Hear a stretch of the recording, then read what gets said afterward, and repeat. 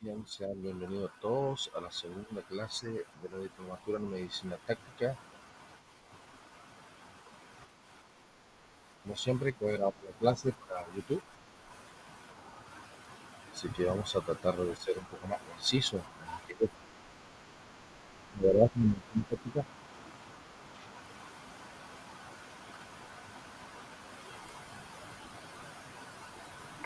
no voy a dejar la medicina táctica, como he dicho.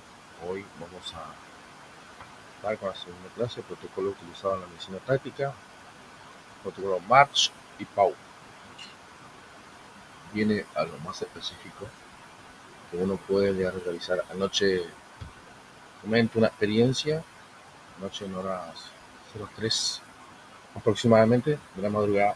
Montana tuvo, y en la localidad tuvo un caso, había una fiesta con un grupo de música, una banda de música al aire libre, donde hubo un altercado entre varios sujetos y uno de ellos resultó con un herido de arma de fuego, pierna derecha, con orificio de entrada y no de salida. Yo me estaba dirigiendo a mi domicilio, de mi adicional. Observo en el hospital que lleva el móvil policial. En la cajuela atrás, el herido, por ende frené. Sí,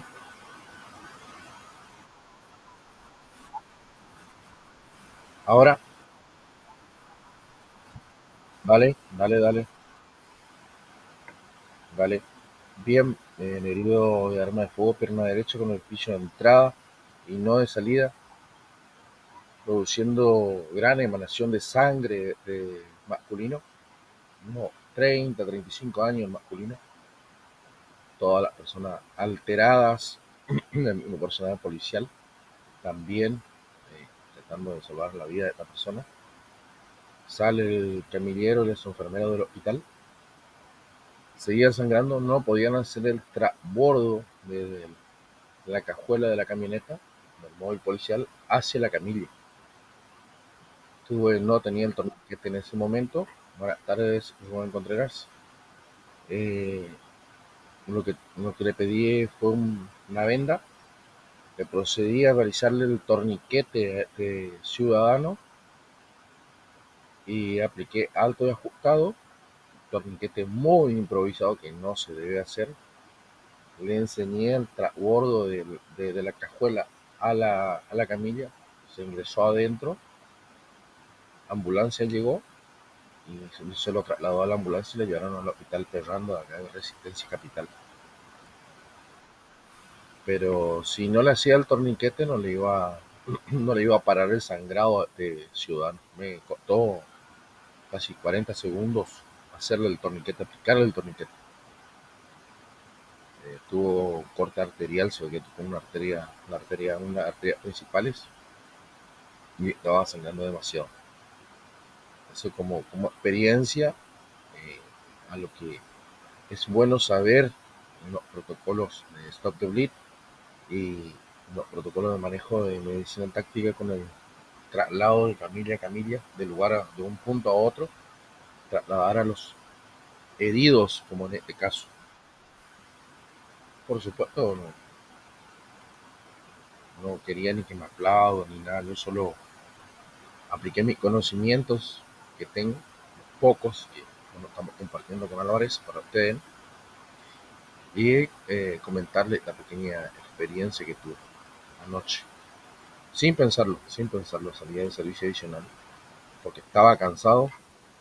Salí un rato antes, una hora antes. Bueno, después de eso volví al servicio adicional nada más.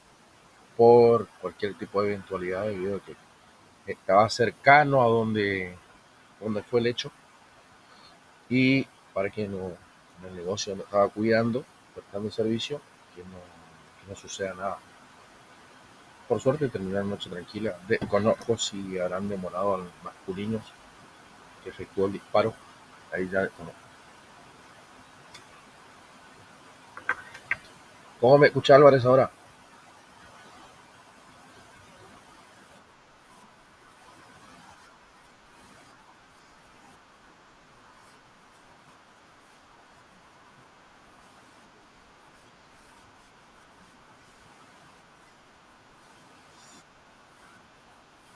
Bien, vamos a comenzar la clase entonces. Yo creo que estamos todos. Voy a mirar el grupo. No, no hay nada en el grupo. Bien, buenas tardes, Marcelo Mesa. ¿Cómo estás? Mariano, buenas tardes. Que por ahí me anda escondido. Me mandaste una pregunta, Mariano. No te ando escuchando. Algo te anda pasando. Bien, diplomado en medicina táctica, segunda clase, protocolos utilizados en la medicina táctica. Protocolos March y Pau. Protocolo March. Protocolo March, enfrentando las lesiones de trauma. El protocolo March, que significa masivo sangrado de hemorragias, control de vía aérea, respiración, circulación e hipotermia. Es una estrategia integral diseñada para abordar lesiones traumáticas de manera sistémica. Guarda un instante. ¿Alguien más quiere ingresar a la clase? Bien. Luego más, medicina táctica. Recuerden, justo me acordé, perdón. Informo que todos hicieron excelente el trabajo práctico. Excelente. Lo estuvimos mirando con Álvarez y a todos le pusimos 10. Ya saben, por eso no informé. Pero acá le informo por este medio. Bien, protocolo March. Continuamos. Medicina táctica. M. ¿Qué significa la letra M? Hemorragia masiva, control de sangrado con medios físicos. A. Vía aérea, abrir y asegurar vía aérea permeable. R. Respiración. D. Compresión, ventilación y u oxigenación del sangrado. Continúo. R. Respiración. C. Perdón. Circulación, acceso venoso, óseo y administrar fluidos. H. Hipotermia, cabeza.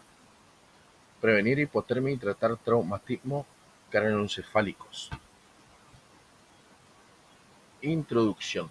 La evaluación primaria de un paciente traumático es vital para reducir su mortalidad. La evaluación del ABCD o March proporciona una sistémica de evaluación y tratamiento del paciente con el objetivo de retrasar la muerte de la víctima el tiempo suficiente para ser trasladado a un centro hospitalario. Esta evaluación y manejo dependerá del entorno en el que se haga, es decir, no es lo mismo hacer el control de hemorragia en zona caliente o bajo amenaza directa o en zona tibia o bajo amenaza indirecta. O trasladar al paciente en una zona segura y proceder a hacer los primeros auxilios prehospitalarios en combate. Como en este caso que me pasó a mí, realizarle un torniquete improvisado que no se debe hacer, donde los familiares estaban todos alterados, más de que estábamos en el hospital, estaban todos alterados. Lo realicé y no es lo mismo que realizarlo en forma tranquila, controlada y segura y colocándole un torniquete homologado. Los puntos principales del protocolo March. Protocolo March, recuerden que este protocolo es el primer protocolo que se activa y se utiliza cuando estamos en cercanía para realizar el traslado del paciente a un centro asistencial cercano. Bien. La M, control de hemorragia masiva. El objetivo es controlar esa hemorragia masiva que pueda tener el paciente. Para ese control podemos utilizar presión directa, torniquetes homologados para extremidades, torniquetes para zona de la unión, ingle, glúteo, axila, perineo, pelvis, base del cuello o vendajes hemostáticos. Vamos a ver lo que es un vendaje hemostático.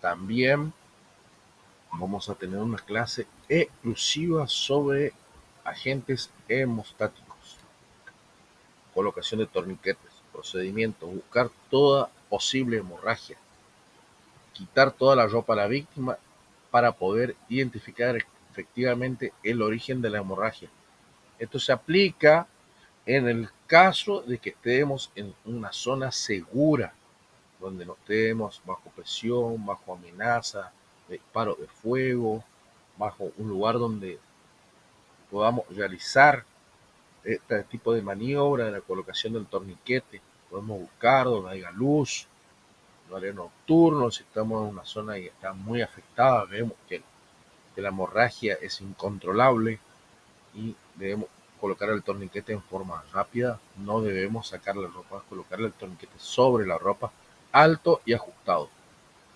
Colocar el torniquete próximo y ajustado a la distancia de 5 a 8 centímetros sobre la herida.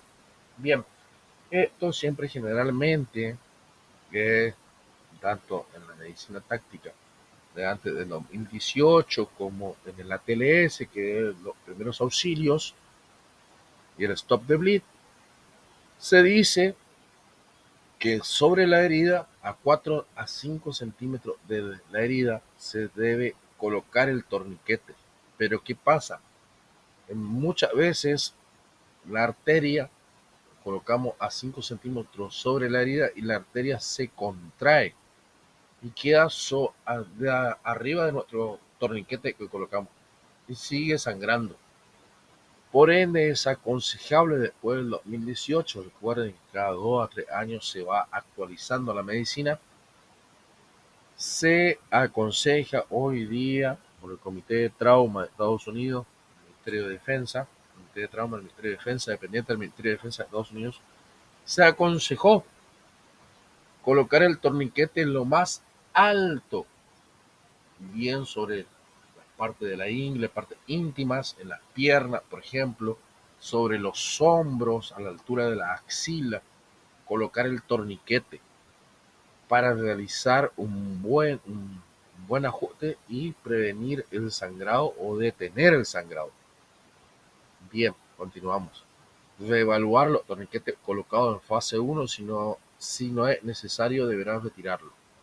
Bien, eso ya en la fase 1 es con la colocación del torniquete y la extracción de la víctima en forma rápida. Bueno, ahí vemos una imagen del punto 1. Le voy a mostrar con el...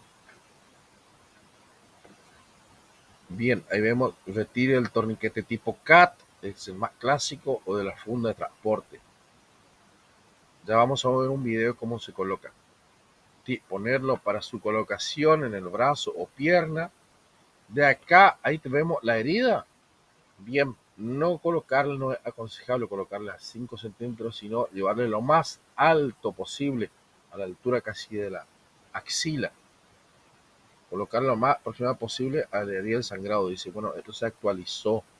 Se llega a lo más alto posible y se realiza con la varilla el ajuste. Bien, vamos a ver un video de colocación de torniquete.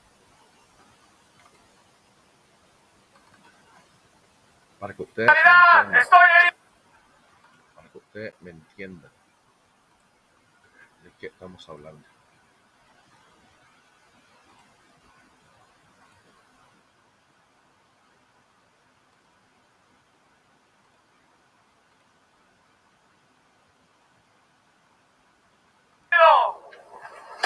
En 60 segundos explicamos cómo colocar un torniquete para la contención de una hemorragia.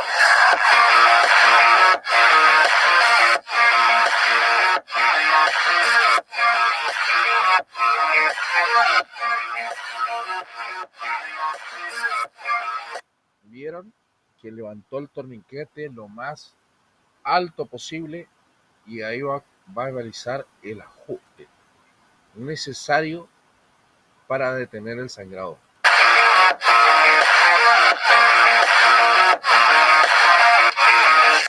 Asegura el torniquete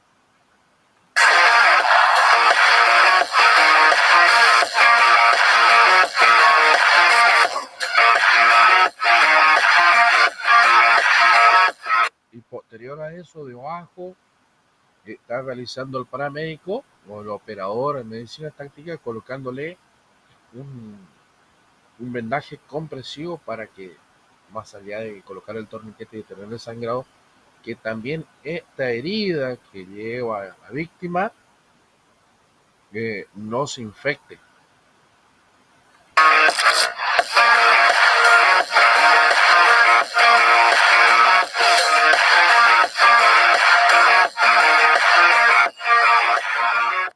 En este caso, si damos dos de esa forma, cruzando las piernas, las piernas del pie del herido, se produce el traslado de la víctima llevándole al hombro. En el caso de que podamos realizar este tipo de maniobras de traslados que se utiliza en el ámbito del rescate. Pero si estamos bajo fuego y llegamos a donde está nuestro compañero, colocamos el torniquete y vamos a tener que arrastrarlo de alguna manera, tomando de los brazos o de los hombros hasta llevarle a una zona segura. Bien. Eso fue simple, rápido y cómo se coloca un torniquete. No hay mucha ciencia como colocar un torniquete. Pero esa es una de las formas más rápidas. También está donde el mismo operador de medicina táctica, el mismo operador para colocarse su propio torniquete, el mismo si se encuentra herido. Todo, ¿pueden ver la plantilla?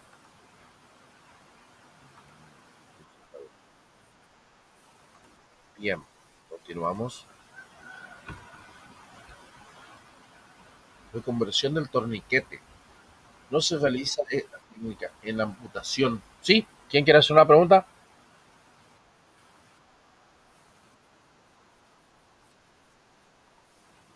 Justamente, se coloca el torniquete porque, bien, vuelvo a la plantilla anterior para que me entiendas. Bien, ¿ves la herida ahí donde tiene la persona? Antes del 2018 se colocaba de la herida a 4 a 5 centímetros sobre la herida del torniquete. Pero ¿qué sucede en algunos casos? Al colocar el torniquete a 4 o 5 centímetros de la herida, la arteria se contrae, se achica la arteria y queda sobre, aquí arriba queda sobre, se contrae y queda aquí arriba la arteria. Por lo que vos vas a ajustar y vas a seguir ajustando esto y esta herida va a seguir sangrando. Por ende, es aconsejable colocar el torniquete lo más alto y ajustado posible para que esa arteria no se contraiga. En el caso que tengamos un sangrado arterial en alguna de las extremidades, hablando de brazo o piernas, para que no suceda que se contraiga la arteria. También colocamos el torniquete alto y ajustado y vemos que no sangra, podemos volver a colocar un segundo torniquete a 4 o 5 centímetros como se aconsejaba anteriormente, ajustamos y desajustamos el primer torniquete que colocamos. Eso es mover del punto A a un punto B. Si vemos que sigue sangrando, ajustamos, pero no vamos a tener el operador dos torniquetes. Generalmente uno tiene uno solo en su botiquín de primeros auxilios de combate. Por ende, vamos a colocar alto y ajustamos y trasladamos a la víctima hacia una zona segura donde podemos hacer una limpieza de herida, podemos observar cómo está o hacemos un vendaje compresivo arriba para que no se siga infectando y podemos trasladarlo al centro asistencial. Recuerde, todo objeto que se coloca, por ejemplo, torniquete, empaquetamiento y posterior vendaje compresivo que ya vamos a ver, se saca únicamente en quirófano o en el centro asistencial. No los movemos. Por nada del mundo aflojamos el torniquete. Una vez que ajustamos, no lo movemos.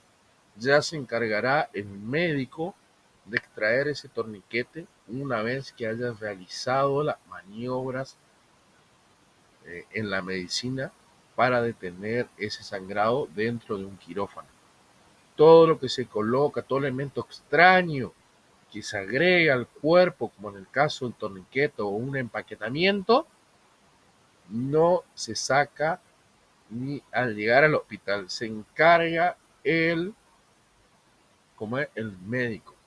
También hay una ficha donde uno va rellenando qué maniobra realizó y se le entrega al médico. Bien, continuamos. ¿Alguien tiene alguna otra pregunta? Bien, no se realiza la técnica en amputación. En una amputación no se realiza el torniquete, no se coloca el torniquete. Peligro de shock tampoco, corto de evacuación. Procedimiento: asegurar la herida con empaquetamiento, compresión, vendaje compresivo. En una amputación lo que debemos hacer es un vendaje compresivo, que ya vamos a ver. Aflojar el torniquete poco a poco tampoco no se realiza. Verificar la herida, si hay sangrado, ajustar nuevamente y no lo intente más. No se realiza. Si colocamos torniquete se saca, reitero, se saca únicamente. El único autorizado es el médico. Nosotros estamos haciendo la parte de primeros auxilios en combate. No estamos realizando, no somos médicos. A eso voy, así que vuelvo a reiterar. Bien, continuamos. Reposición del torniquete. Ahí hablamos, colocar un segundo torniquete aproximado a la herida a una distancia de 8 centímetros sobre la herida. Bien, recuerden, el primer torniquete colocamos alto y ajustado, ya vamos a ver. Una vez que todo en condición, aflojar el torniquete poco a poco. Si existe un sangrado, ajustar nuevamente y no lo intenten más. Aquí vemos la imagen, alto y ajustado el primer torniquete, colocamos el segundo y el primero ajustamos y empezamos a aflojar el primer torniquete en el caso que tengamos dos y queramos hacer este tipo de maniobras. Aflojamos el primer torniquete. Si vemos que sigue el sangrado, nuevamente ajustamos el primer torniquete y no lo intentamos más. Justamente la vena arterial, la arteria queda aquí arriba, aquí arriba. Sí, en algunos casos, no en todos los casos. Por eso es aconsejable alto y ajustado como acá en la imagen. Recomendaciones por el TS3. Los agentes hemostáticos están diseñados para promover una rápida coagulación sanguínea causada por una herida traumática que implique hemorragia arterial. Los hemostatos, también conocidos como agentes antihemorrágicos, son agentes hemostáticos que se utilizan en áreas que sangran para poder tener hemorragia sobre un tejido u órgano. El proceso para detener hemorragia se denomina hemostasia. La hemorragia se detendrá en forma natural en personas que no presenten desórdenes en el mecanismo de hemostasis, como pueden ser fase de inflamación por coagulación de sanguíneos. El agente hemostático viene en forma de pastillas, algunos vienen en el mismo vendaje que hace al contacto con la sangre, se cuadruplica su tamaño y funciona como un tapón en una herida, por ejemplo, arma de fuego o una herida punzante, producida por un elemento punzante o punzocortante. Cuando el organismo resulta insuficiente para detener hemorragia, mayores o menores, perdón, a menor o causa de heridas internas o externas debido a intervenciones externas, desgarro, ruptura, corte traumático, operaciones dentales o intervenciones quirúrgicas espontáneas, se lleva a cabo una intervención quirúrgica y debe utilizarse agente hemostático. Esto como modo de ejemplo. Bien. ¿Qué es la hemostasis? El proceso de tener hemorragia causada por las heridas. Acá damos a un principio de los agentes hemostáticos, porque me llamó la atención porque en la medicina táctica va muy por arriba lo que es los agentes hemostáticos. Así que he decidido que en esta clase con Álvarez hemos decidido darles un poco más sobre los agentes hemostáticos. Bien, proceso de tener hemorragia causada por heridas, desgarro o rupturas en tejido Debido a traumatismo, intervenciones quirúrgicas se denomina hemostasis. Como un tejido sufre un corte y inicia la hemorragia, el mecanismo de defensa se activará tan pronto como la sangre entre en contacto con el aire. Las terminaciones de los vasos cortados se contraerán en primer lugar, luego se producirá coagulamiento en estas terminaciones, la coagulación se extenderá para bloquear el vaso afectado y detener la hemorragia. El estado de hemostasis hace referencia a la coagulación de la sangre y detener las hemorragias como resultado de la relación entre trombocitos de intervención natural, biológica o artificial y el factor de coagulación. Ahí podemos ver corte transversal, cómo sale el sangrado y si agregamos como el agente hemostático, ¿qué hace? Utiliza de tapón, cuadruplica su tamaño y lo hace de tapón. ¿Cuáles son las áreas de uso de agentes hemostáticos antihemorrágicos? En general, los agentes hemostáticos antihemorrágicos se utilizan para detener tanto hemorragias internas como externas, mayores o menores, causadas por lesiones, cortes de garras, rupturas, cortes traumáticos, operaciones dentales o intervenciones quirúrgicas o espontáneas. ¿Qué tipo de agentes hemostáticos y antihemostáticos existen? Los principales agentes hemostáticos, cuando se habla de hemostatos, son agentes de celulósicos y basados en colágeno. También agentes antimorrágicos con materiales de fibrina, adhesivos sintéticos o polvos hemostáticos o matriz hemostática. Hoy en día, los agentes hemostáticos producidos sobre la celulosa oxigenada se prefieren muchas veces para cuadros de hemorragia menores. Los hemostáticos de célula de fibra de Bose Medical cumplen con los estándares y con los estándares. Bien, ahí podemos ver unas imágenes de agentes hemostáticos en el uso de la medicina táctica, que ya viene ya con el mismo vendaje. Objeto principal de los agentes hemostáticos: rellenar, compactar, presionar. Bien, eso fue un pantallazo sobre agentes hemostáticos. Aquí vemos un tipo de torniquete de unión. Esto se utiliza cuando tenemos una herida, por ejemplo, en la zona de la ingle o sobre a la altura de la cintura aproximadamente. Se utiliza de tipo de torniquetes. Hay algunos que vienen con un tapón y se van inflando y van haciendo presión sobre la herida.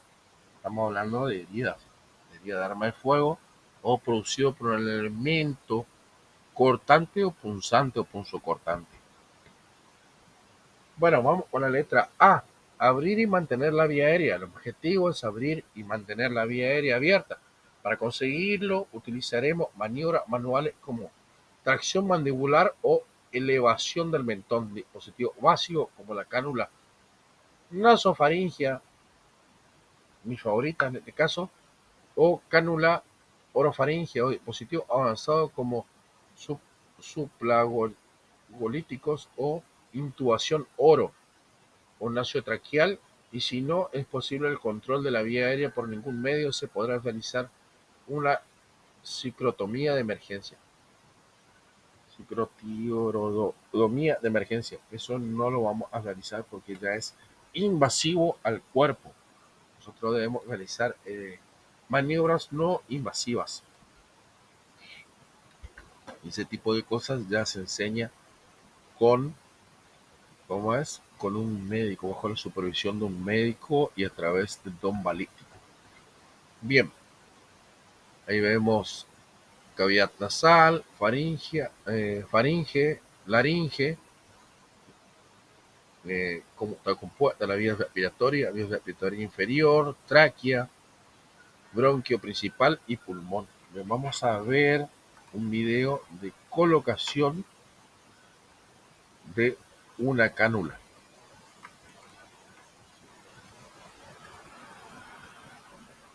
Bueno, me guardo un instante.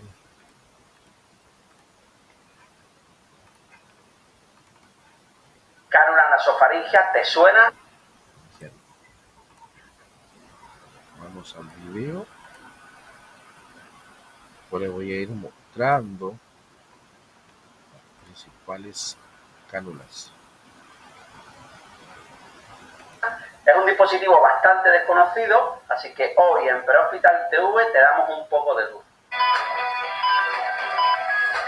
Estamos acostumbrados a trabajar con la cánula orofaringia que se inventó en la década de 1930 por el médico francés Arthur Guedel, de ahí su nombre, sin olvidarnos del precursor de la cánula nasofaringia Frederick Hewitt, que innovaría con la creación de una rudimentaria cánula nasofaringia sobre 1908. Por lo tanto, y como habréis podido deducir, el objetivo de ambas cánulas es el mismo: mantener la vía aérea permeable al estar la lengua separada de la pared posterior de la faringe. Vamos a ver las ventajas que ofrece la nasofaringia frente a la orofaringia. En principio, y aunque puede ser molesto, no produce náuseas en el paciente y se suele tolerar bien. Por lo tanto, se puede usar en personas conscientes o con bajo nivel de conciencia que no tengan un buen control de la vía aérea, y en pacientes inconscientes que conserven el reflejo nauseoso. Estaría contraindicada en pacientes que no la toleren, o si la cánula no avanza. Si es así, puedes probar con la otra narina, aunque normalmente por anatomía la fosa nasal derecha suele ser la más permeable. Y a pesar de lo que se piensa en fracturas de la base del cráneo, se puede usar, aunque con precaución, ya que la evidencia concluye que la probabilidad de que la cánula penetre a través del cráneo son extremadamente raras y está asociado a una mala técnica de inserción. Es por eso que se debe introducir en ángulo de 90 grados. Se mide desde la punta de la nariz hasta el lóbulo de la oreja. Sí. Bien, hay diferentes medidas de cánulas. Para un ratito el video. Diferentes medidas de cánulas. Y de la forma desde la nariz hasta el lóbulo de la oreja. Se mide la distancia del tipo de cánula que es para cada persona. Sin estirarla en posición normal. La cánula se lubrica con gel hidrosoluble. Se busca la narina más accesible y se inserta con cuidado que el bisel no dañe el tabique nasal. Se inserta, como ya hemos dicho, en ángulo de 90 grados. Si notásemos una leve resistencia, se pueden hacer movimientos de rotación para facilitar la inserción. Una vez colocada, comprobaremos que el paciente la tolera bien y que la narina conserva una buena vascularización. A través de esta cánula también se puede ventilar con balón resucitador perfectamente. Espero haberte ayudado a conocer esta herramienta. Bien, observaron lo que es una cánula nasofaringia. Ahora vamos a mirar otro video.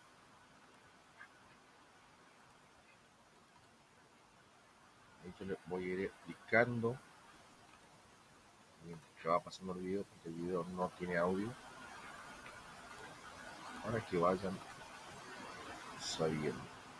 Esperen un momento, si ya toma el video. Ahí me toma el video. Ya. Bueno, ahí tenemos diferentes tipos de cánulas.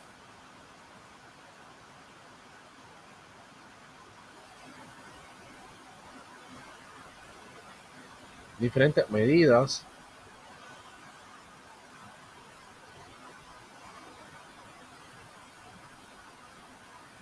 Esta es la cánula de Gardel,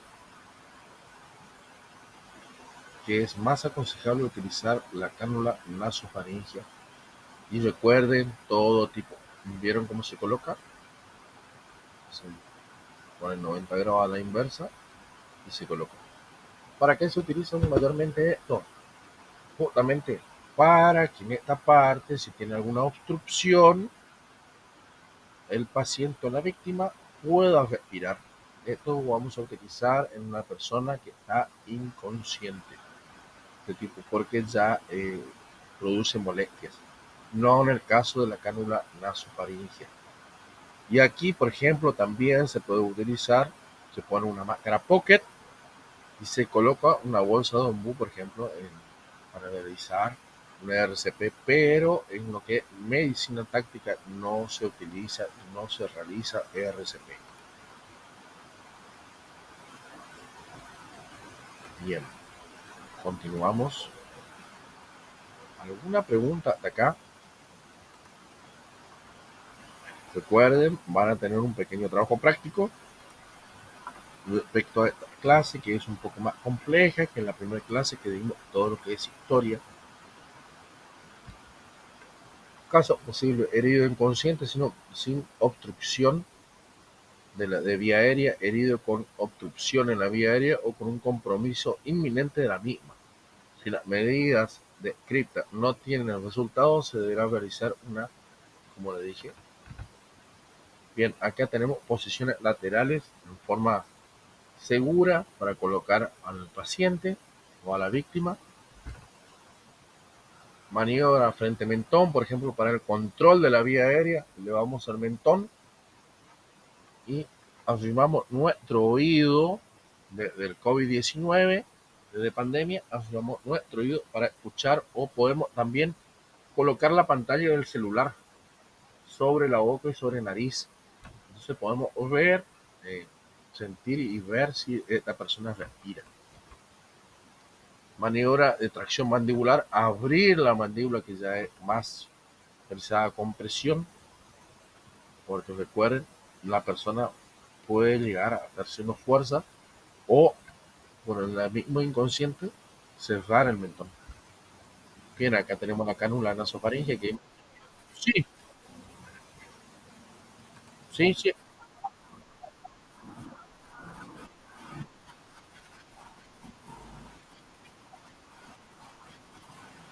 Álvarez, le escuchaste porque le escuché muy bajo, te escuché Alejandro.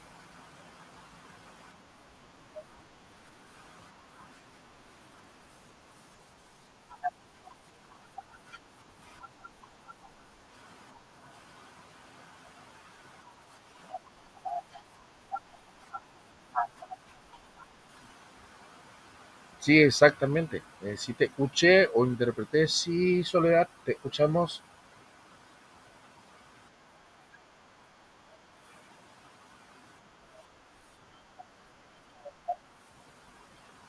Bueno, Eric, disculpa, va con el teléfono de tu hermana. Bien, primero vamos a contestarle a Alejandro.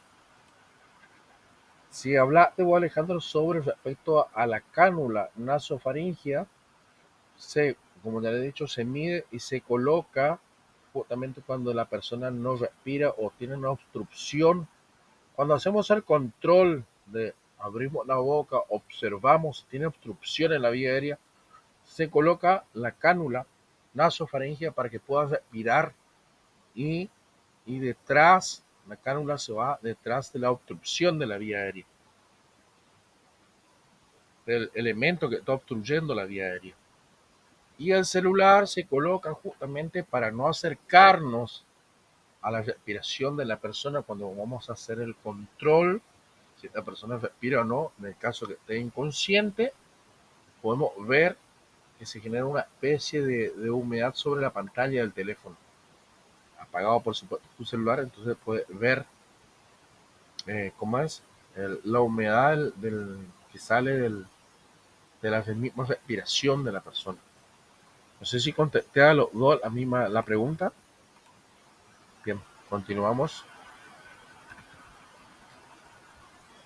Bien, acá. Procedimiento: revisar la fosa nasal permeable, medir la cánula, que dijimos, estamos hablando de cánula nasofaringea, de la nariz hasta el lóbulo de la oreja, lubricarla, ya trae su propio lubricante, el bisel apuntando al tabique, insertar a 90 grados en todo momento, como vimos en la maniobra en el video. Acá podemos ver, midiendo la cánula, trae su propio aceite y colocando a 90 grados. Bien, la letra R, de compresión, ventilación, oxigenación si es necesario. En este punto, el objeto es garantizar la ventilación adecuada tras la apertura de la vía aérea. Se utilizarán parches torácica para un neumotórax abierto o de compresión. con aguja para el neumotórax de atención. Bueno, vamos a ver lo que es un neumotórax de atención. Álvarez, tú de la clase.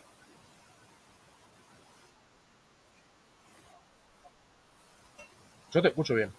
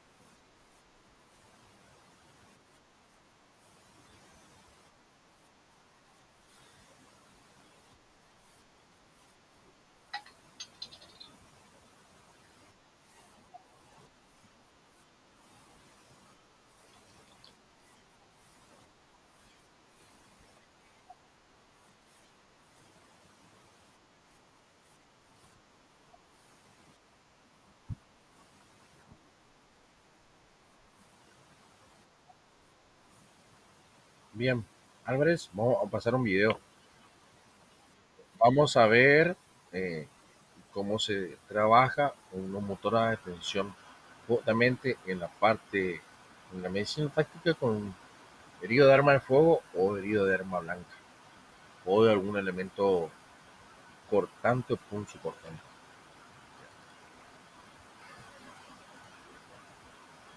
Aquí vamos a ver. Bien, vamos a tener que hacer dos meet para que continuar con la clase. Todavía tenemos un poquito de tiempo, así que vamos a mirar el video. Neumotoras, atención, una condición crítica del paciente de trauma. Un reto para los enfermeros de combate, los combat medic y los paramédicos. El estar entrenados, el tener la competencia, saber identificar y tratar neumotoras de forma temprana salva vidas. El neumotoras atención representa el 33% de las muertes prevenibles en combate. Por eso es que es importante que pongan atención al presente video de los procedimientos que voy a explicar a continuación. Hoy voy a hablar del neumotoras atención en trauma. En trauma, el neumotoras de atención se puede presentar por heridas por arma de fuego, heridas por arma blanca, trauma contuso, o sea, golpes, fracturas, y el cuarto también se puede presentar por efectos de onda expansiva. Hoy me voy a referir al manejo de las heridas penetrantes a nivel del tórax, así como estas heridas.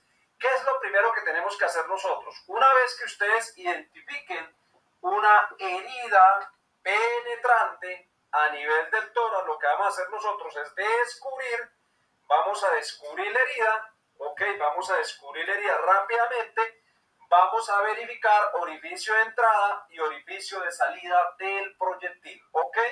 Entonces, una vez revisemos esto, vamos a colocar un sello de tórax.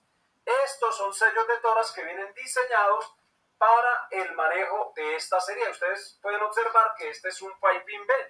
Trae dos parches, uno para colocar el orificio de entrada y otro para el orificio de salida. Vamos a abrir el parche y lo primero que vamos a hacer es colocar el sello de tórax.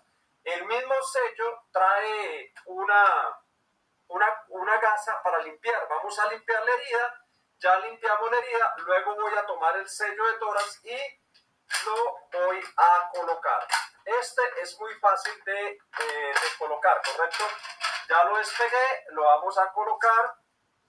Vamos a verificar que esta parte del sello trae 3 sistemas de canales, ¿correcto? Ahí ustedes observan, mira.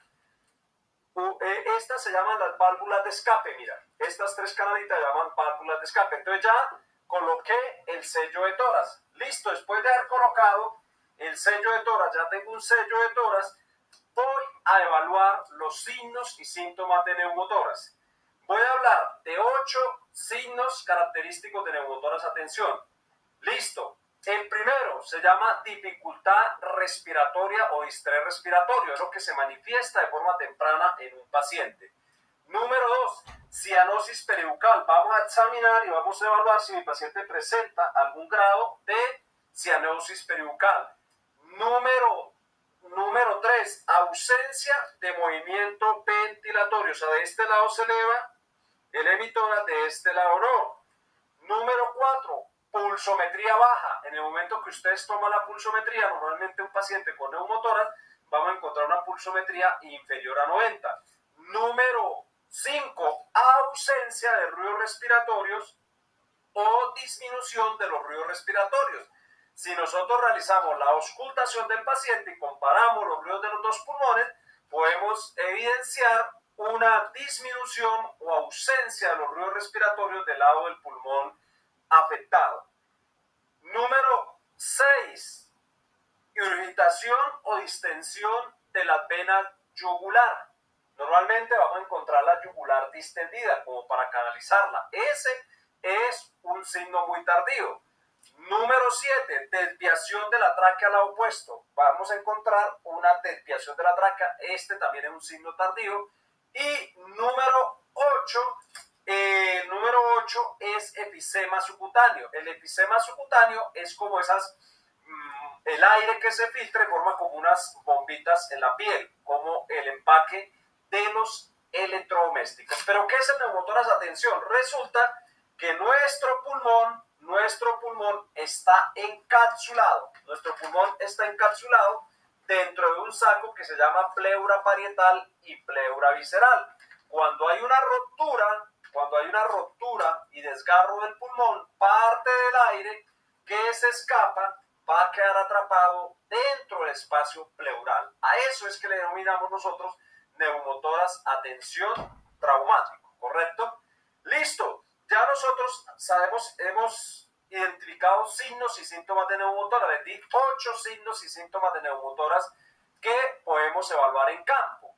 Con 1 o 2 de esos que nosotros identifiquemos, podemos realizar la descompresión. La descompresión es el procedimiento que salva vidas en estos pacientes. Tenemos 2 técnicas de descompresión. La primera se llama línea medioclavicular, segundo espacio intercostal, insertando el catéter por encima de la tercera costilla. Entonces repito, línea medioclavicular, segundo espacio intercostal, inserto el catéter en la línea medio por encima de la tercera costilla. Y la segunda técnica es línea axilar anterior. Vamos a hablar de la técnica de descompresión. Primero, ¿qué catéter voy a utilizar? Tengo dos tipos de catéter. Este, que es un catéter convencional de calibre 14. Es un catéter que se recomienda, pero realmente el catéter más recomendado es el catéter ARC, que es este. Como ustedes pueden observar, y vamos a comparar los diámetros de los dos catéteres, el ARC es mucho más largo, mira. El ARC es un catéter de 10 centímetros y este es un catéter de 8 centímetros. Número 2, el catéter convencional intravenoso es más flexible, mira. Y el catéter ARC, o sea, la parte plástica es más rígida, ¿correcto? Lo que me garantiza a mí que no se me va a taponar este catéter. Pero en caso de no tener una ARC, podemos descomprimir con un catéter calibre 14. Ahora, las dos técnicas para descomprimir. Una técnica de esta se llama línea medio clavicular. Entonces, yo como lo he hecho de una forma sencilla en el campo táctico, no estoy para perder tiempo. Entonces, lo que hago es que con el mismo catéter trazo una línea media. De la clavícula hago una línea media.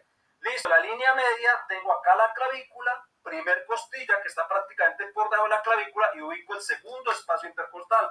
Me voy del esternón y hago este recorrido ubicando el segundo espacio intercostal y colocando mi dedo como punto de referencia. Ahora, aquí tengo la segunda costilla y aquí tengo la tercera. Voy a poner el catéter por encima de la tercera costilla a un ángulo de 90 grados. Empiezo a insertar este catéter. Una vez que ustedes observen que en esta cámara sale burbujitas de aire y sangre, retiro la aguja y fijo.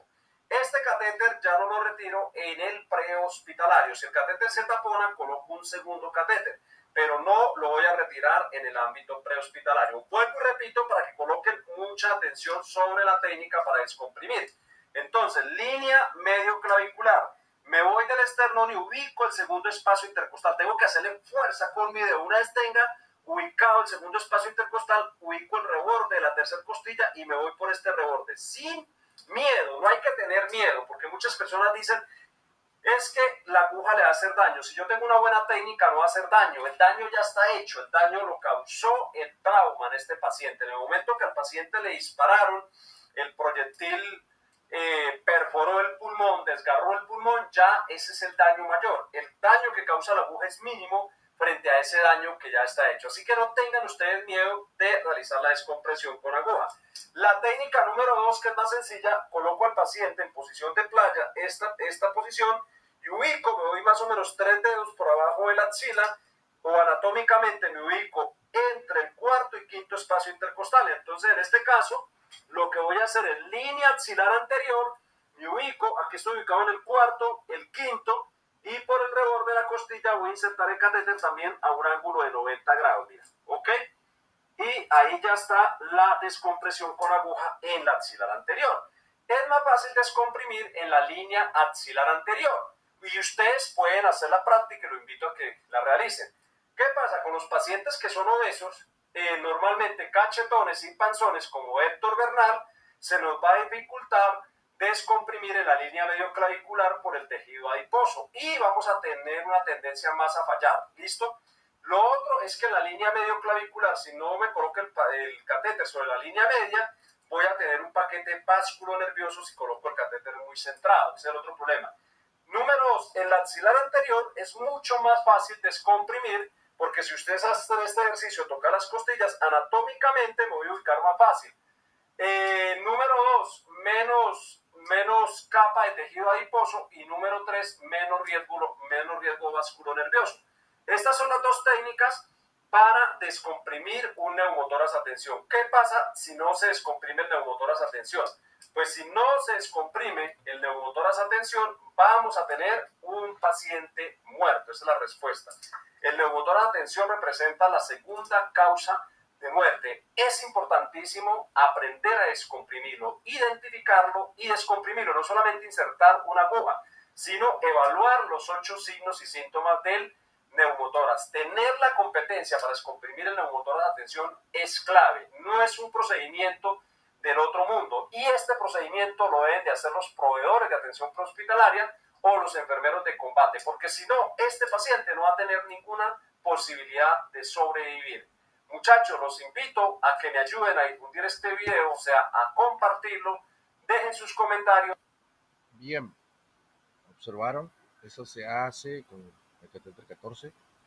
También cuando coloca el, el parche de acá adelante, detrás el otro parche hace como un tapón, se le coloca el otro de atrás y este de adelante que tiene los canales se le pone de costado, del lado izquierdo o del lado derecho donde tenga la herida, se pone de costado para cuando la persona respire, cuando inhale se cierra, no entra oxígeno, cuando exhale sale la sangre con el aire. Para eso se realiza este tipo de tapón. También se puede realizar cortando una pequeña bolsa en forma de rectángulo, de cuadrado, taparle 3 lados con una cinta, del lado de adelante donde tiene la entrada, el orificio de entrada de la herida, y atrás el mismo tapón, hacemos la misma maniobra, pero lo ponemos los 4 lados de la cinta y ponemos de costado, entonces que funcione como válvula. Se puede realizar también esa maniobra en forma improvisada. Tenemos 2 minutos, así que le doy un receso de 5 minutos y continuamos con la clase. Ya les paso el link en el grupo de WhatsApp. En 5 o 10 minutos ya estamos nuevamente para finalizar la clase. Entonces, espero que se agreguen todos nuevamente.